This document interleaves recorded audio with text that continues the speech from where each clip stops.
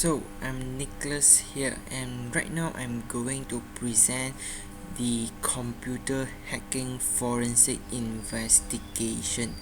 So CHFI. So this is the table of contents here in my presentation, the overview of phishing emails, understand the problems, project objective, target audience or victims, like market trends, cyber diagram, improve our overall cyber hygiene, and introducing cyber laws in Malaysia. So the overview of this presentation is what is the most population cyber attack in Malaysia. So phishing has become a preferred method among the cyber criminals looking to gain access to confidential information. So although most businesses and governmental organizations provide employees with some sort of cyber security training, there is a lack of research examining whether such training methods work to actually reduce susceptibility to phishing. So to understand the situation and problems, the first one, there are 91% of cyber attacks being with a phishing emails to an unexpected victims. So reported on January 9 of January 2020 at KL, Malaysia, with attackers adopting and deploying increasing advanced and sophisticated tools and organizations struggling to address cybersecurity challenges. So there are over 80% of breaches involve the use of weak or stolen password, and attackers are certainly leveraged on individual as the entry point to corporate system and data. And the third one, while it is impossible to conclude definitely the relevant security breach would not have occurred even if stronger security control were in place to achieve their objective. So in this project objective, we need to learn what is phishing and spam emails have been used in marketers and hackers alike since the inception of email and the internet. But what is known about success rate of these phishing campaigns?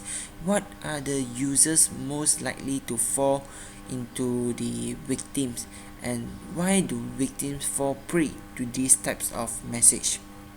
So the target audience and victims during the 6-month period, over 33,500 phishing email were sent. So each of these email were tagged with characteristic to determine which phishing message are more likely to be clicked.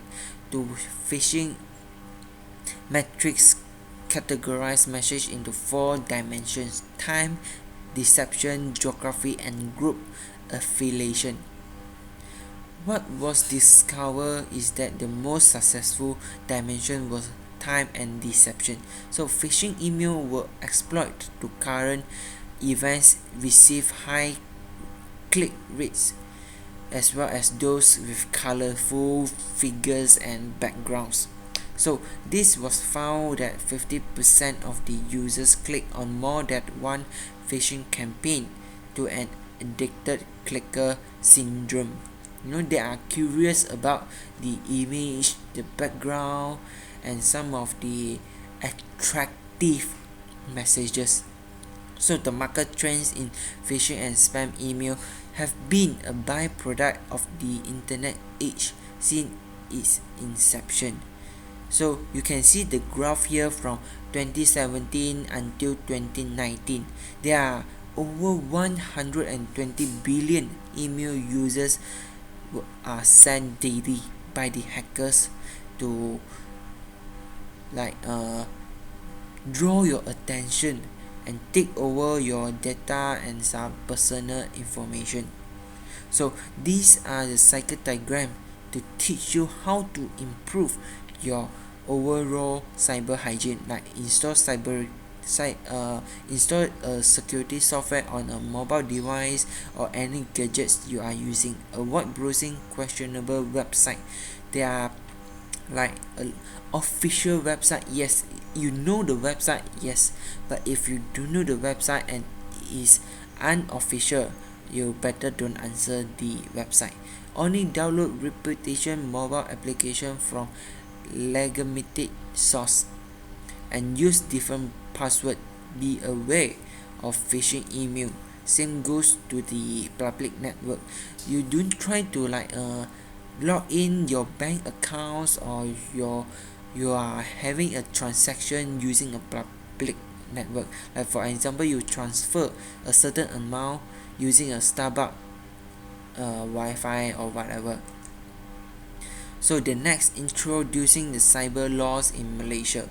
So with the launching of the MSC in 1996, this cyber related to development has performed Malaysia into regional ICT hub.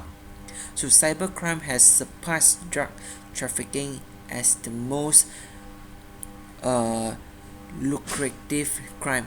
Almost anybody who is an active computer or online user should have a basic knowledge of the cyber laws, you know. So just a quick review here. There are malware, smoothing, high view investment program, e-commerce fraud, pornography, online gambling, and user generated content or the personal journalism. So these are the basic cyber laws of Malaysia. These are some of the most famous and useful. So the first one, Computer Crime Act 1997, Communication and Multimedia Act 1998 CMA, Malaysian Communication and Multimedia Commission Act 1998, Digital Signature Act 1997, and Copyright Act 1997, Telemedicine Act, Optical Disc Act 2000, Electronic Transaction Act 2006.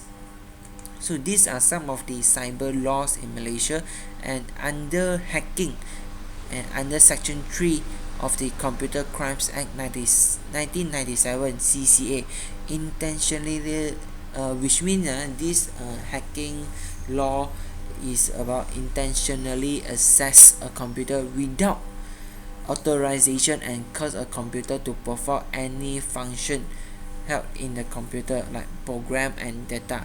If been found, a person is going to fine assisting 50,000 or in prison not assisting 5 years or both.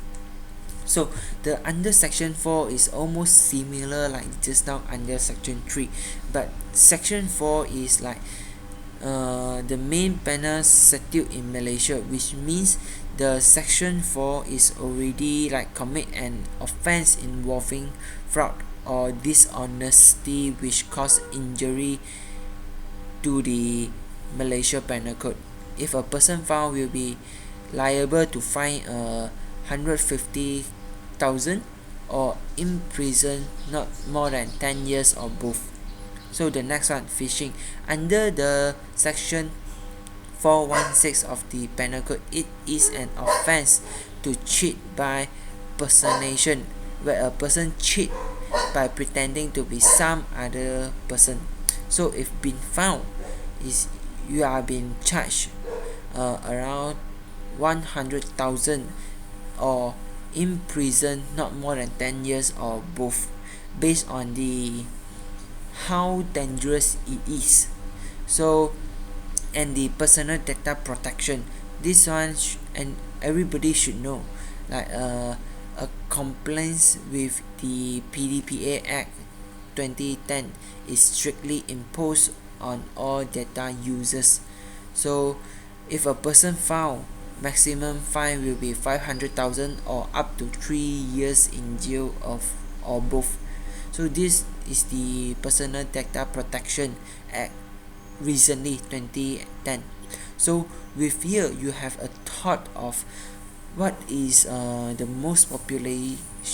the most popular cyber attack and some of the cyber laws in Malaysia.